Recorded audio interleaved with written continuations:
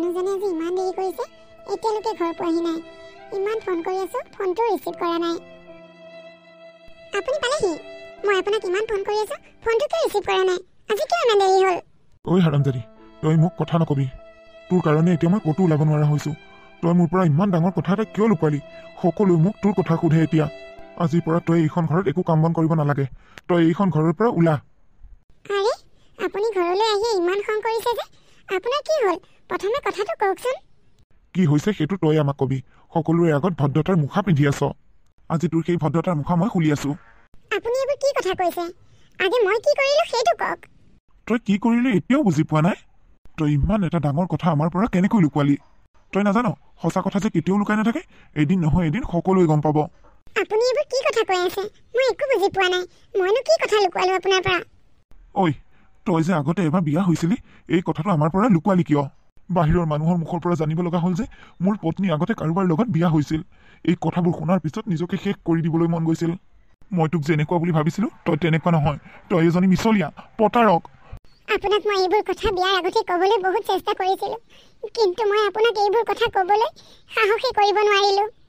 আপুনি যিহেতুকে এতিয়া সকলোবোৰ গম পালে, এতিয়া মই আপোনাক সঁচা কথাবোৰ সকলো খুলি ক'ম। আপুনি প্ৰথমে খংটো কমাওক। তই চুপ মাৰি থাক। মই খং কমাব লাগে? মই এতিয়া আৰু তোৰ কোনো কথাই নুশুনো। তই এতিয়া যিবোৰ কবি তই নিজক বচাবলৈ কবি। গতিকে মই তোৰ কথা কোনো কাৰণতেই নুশুনো।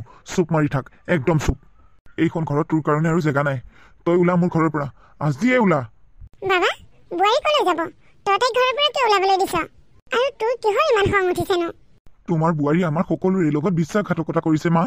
তাই এজনী মিছলীয়া প্ৰতাৰক। এইক তুমি একেবাৰে বিশ্বাস নকৰিবা মা। কি হ'লনো? বোৱাৰীয়ে কি কৰিলে? তাই আগতে এবাৰ বিয়া হৈছে বেলেগৰ লগত। তাই ইমান ডাঙৰ কথা এটা আমাৰ সকলোৰে পৰা লুকুৱালে।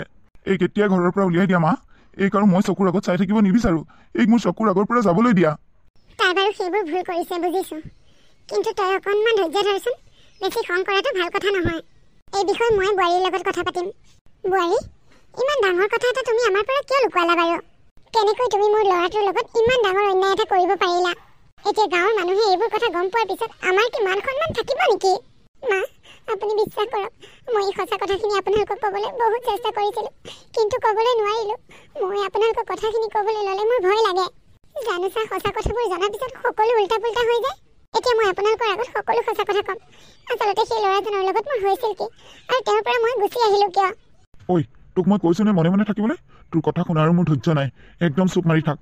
মা, এই কথা কি তুমি মনে মনে শুনি থাকিম বুলি ভাবিছা নেকি? তোমাৰ শুনিবলৈ মন গৈছে যদি শুনি থাকা। এই আৰু মোৰ একো কথা ক'বলৈও নাই, আৰু তাইৰ একো কথা শুনিবলৈও নাই। মুঠতে তাইক সোনকালে ইয়াৰ পৰা যাবলৈ কোৱা। তাই যাতে মোৰ চকুৰ সন্মুখত নাথাকে।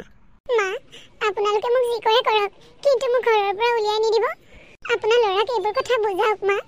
আচলতে মই আপোনালোকক মিছা কথা ক'ব বিচৰা নাই। মই আপোনালোকক কথাবোৰ ক'ব বিচাৰিছিলোঁ, কিন্তু মই ভয়তে একো ক'ব নোৱাৰিলোঁ। আপোনালোকে মোক ক্ষমা কৰি দিয়ক। মই এতিয়া আপোনালোকক সকলোবোৰ কথা ক'ম মা। তুমি যি কৰিলা সেয়া বহুত অন্যায় কৰিলা। মোৰ ল'ৰাটোৱে এতিয়া মনত বহুত কষ্ট পাইছে। লগ বন্ধুবোৰৰ আগত এতিয়া কি বুলি মুখ উলিয়াব যে তাৰ পত্নী আগতে এবাৰ কাৰোবাৰ লগত বিয়া হোৱা? সেইবোৰ কথা শুনি বৰ লাজ পাইছে। তুমি তাৰ কথা এবাৰ ভাবিব লাগিছিল। তুমি বহুত বেয়া কৰিলা, আৰু ময়ো এইবোৰ কথা শুনি বহুত বেয়া পাইছোঁ। তথাপি মই মোৰ ল'ৰাক বুজাম বাৰু।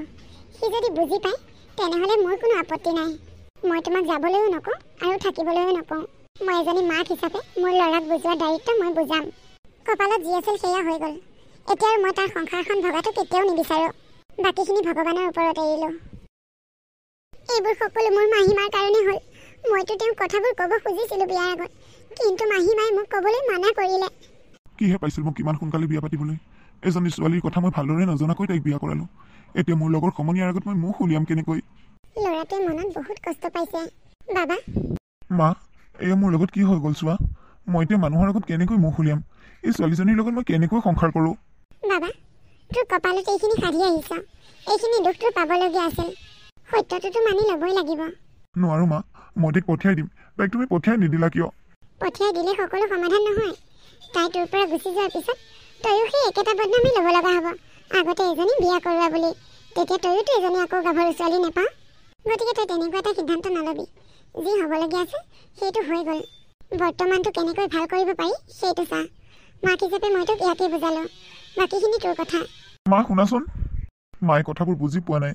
এই ছোৱালীজনীৰ লগত মই কেনেকৈ সংসাৰ কৰিম তাই আগতে এবাৰ বেলেগৰ লগত বিয়া হোৱা ইমান ডাঙৰ ভুল এটা যে কেনেকৈ হৈ গ'ল নহয় আপোনাৰ লগত মোৰ ইম্পৰ্টেণ্ট কথা এটা আছিল আপুনি যদি খং নকৰে মই ক'ব পাৰিম নেকি তই মোক আকৌ নতুনকৈ কি ইম্পৰ্টেণ্ট কথা কবি যদি ইমান এইটো ইম্পৰ্টেণ্ট কথা আছিল তেনেহ'লে তই মোক বিয়াৰ আগতেই ক'লি হয় আপুনি মোক ভুল বুজিছে মই আচলতে চেষ্টা কৰিছিলোঁ আপোনাক বিয়াৰ আগতে সকলোবোৰ কথা ক'বলৈ কিন্তু মোৰ মাহীমাইহে আপোনাক কথাবোৰ ক'বলৈ মানা কৰিলে তেওঁ ভাবিছিল বিয়াৰ আগতে সকলোবোৰ কথা কৈ দিলে আমাৰ বিয়াখন ভাগি যাব আৰু ময়ো সেইটো ভয়তেই নক'লোঁ ভাবিছিলোঁ বিয়াৰ পিছত সময় পালে এদিন ক'ম বাহ বাহ বাহ কি সুন্দৰ প্লেনিং বিয়াৰ আগতে সঁচা কথাবোৰ ক'লে বিয়া ভাগি যাব বুলিয়ে কথাবোৰ নক'লে তই কেনেকৈ ভাবিব পাৰিলি যে সঁচা কথাবোৰ জনাৰ পিছত মই আৰু তোক ৰাখি থাকিম বুলি আচলতে অকল বৈজাত তই নহয় তই আৰু তোৰ মাৰে দুইজনী সমানেই বৈজাত মোৰ জীৱনটো শেষ কৰি পেলালি তহঁতে আপুনি কথাবোৰ তেনেকৈ নক'ব মই আপোনাৰ জীৱনটো ধ্বংস হোৱাটো কেতিয়াও নিবিচাৰোঁ আচলতে মই এটা বেয়া পৰিস্থিতিত পৰিহে তেনেকুৱা কৰিব লগা হ'ল কথাখিনি আপুনি ভালদৰে শুনকচোন কথাখিনি শুনাৰ পিছত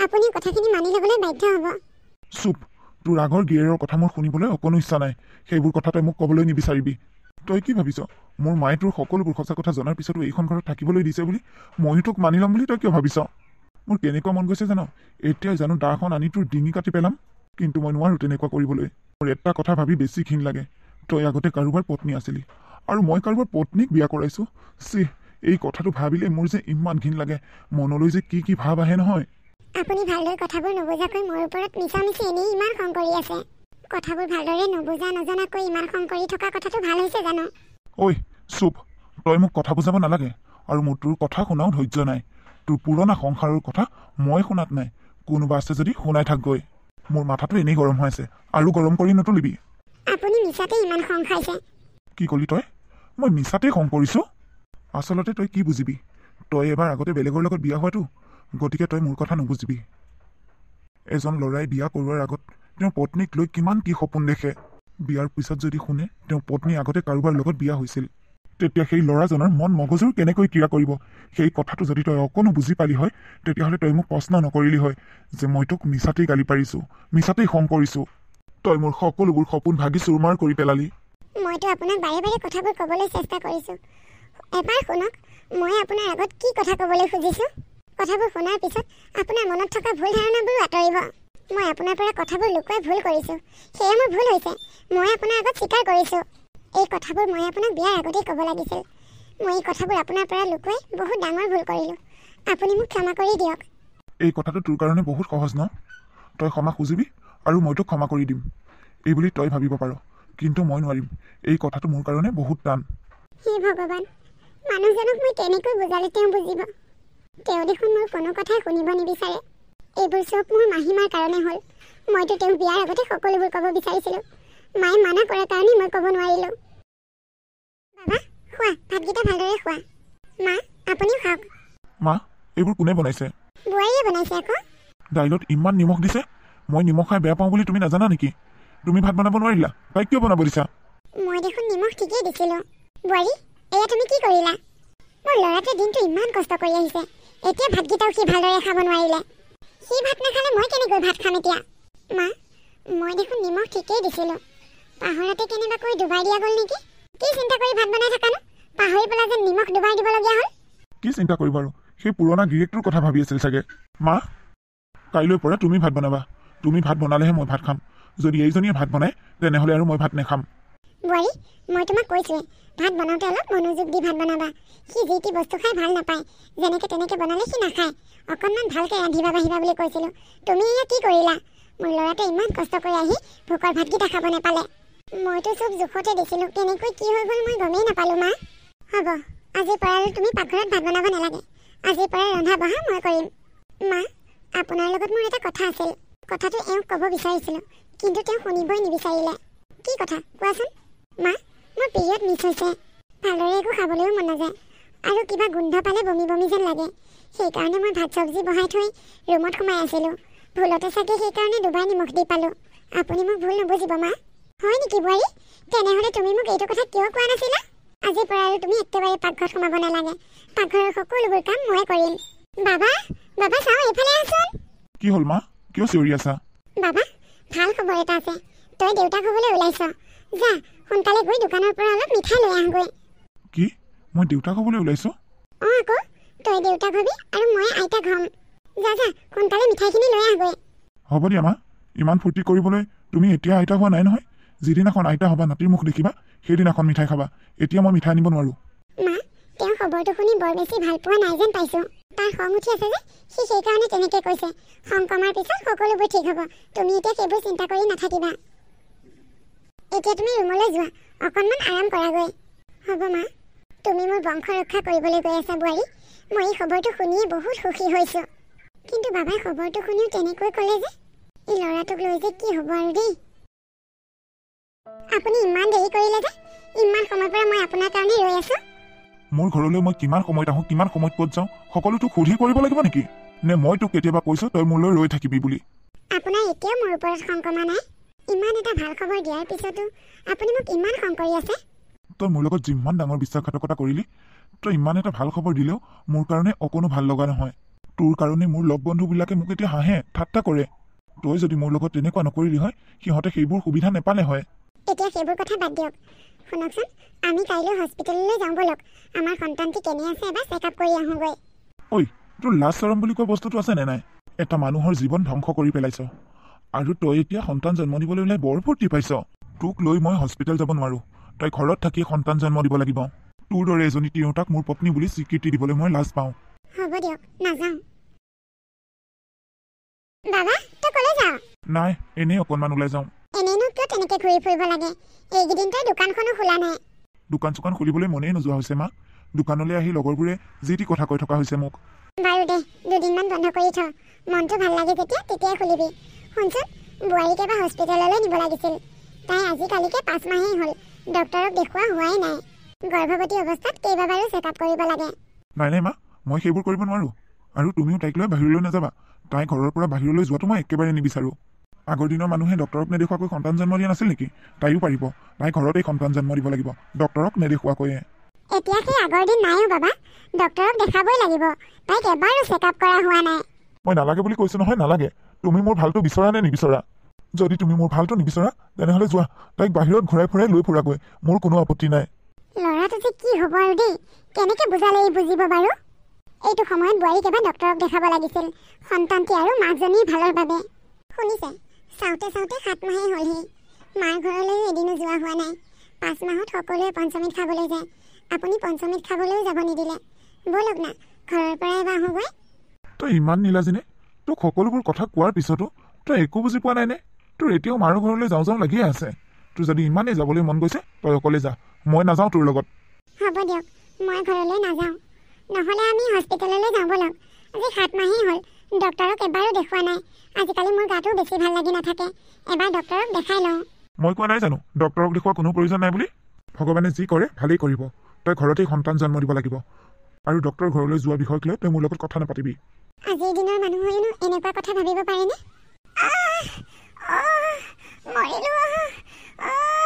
বোৱাৰী, বোৱাৰী কি হৈছে তোমাৰ?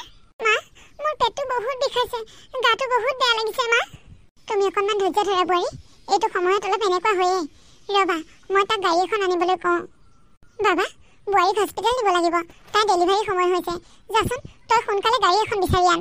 নালাগে মা, তাইক হস্পিটেলত ডেলিভাৰী কৰিব নালাগে। সেই যে বিমলা আইতাকে পটককৈ মাতি আনা। বিমলা আইতাই দেখোন আগতে আমাৰ গাঁৱত ডেলিভাৰী বহুত কৰিছে, তেওঁ পাৰিব মা। নহয় বাবা, তই বুজি পোৱা নাই। আজিকালি ঘৰত ডেলিভাৰী নকৰে। হস্পিটেল নিব লাগিব বোৱাৰীক। তই সোনকালে কিবা এটা কৰ। নালাগে হস্পিটেল নিব, মই আইতাকে মাতি আনোগৈ ৰ'বা। এই ল'ৰাটো যে এতিয়াও গাত জ্ঞান অহা নাই। মা, কিবা এটা কৰক মা, মই থাকিব পৰা নাই। মোৰ গাটো বহুত বেয়া কৰিছে মা। বোৱাৰী, তুমি ধৈৰ্য ধৰা, সকলো ভাল হ'ব। সকলো মানুহৰে এনেকুৱা হয়। মা, মই আৰু নোৱাৰিছোঁ মা। তাক কৈছোঁৱে হস্পিটেললৈ নিওঁ বুলি, সি যে কিখন কৰি ফুৰিছে নহয়। ৰ'বা বোৱাৰী, তুমি আৰু অকণমান সময় ধৈৰ্য ধৰা। ক'তা বোৱাৰী, কি হৈছে? আপুনি আহিলে বাইদেউ? তোমালোক বাহিৰলৈ যোৱা। একো নহয় বোৱাৰী, ধৈৰ্য ধৰা, ভাল হ'ব। বাবা, বোৱাৰীক হস্পিটেল নিব লাগিছিল।